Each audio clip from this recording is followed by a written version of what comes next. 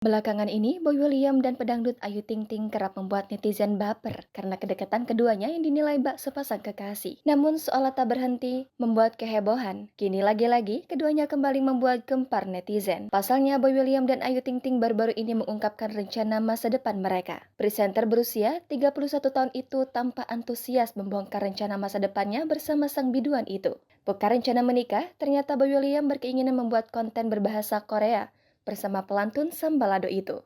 Selain itu, Boy juga sempat membayangkan dirinya terbang ke Korea bersama Ayu Ting Ting. Namun, karena Ayu Ting Ting saat ini masih berlibur ke Eropa, Boy belum bisa mewujudkan rencananya tersebut. Sebelumnya, Ayu Ting Ting dan Boy William melakukan live bersama di Instagram. Dalam live itu, keduanya sempat mengobrol menggunakan bahasa Korea. Boy pun memuji kemampuan Ayu Ting Ting dalam berbahasa Korea. Obrolan melalui live Instagram itu terus berlanjut hingga keduanya saling menanyakan kabar masing-masing. Bahkan, keduanya juga sempat mengungkapkan rasa rindunya. Netizen pun ramai mendoakan keduanya berjodoh hingga segera naik pelaminan.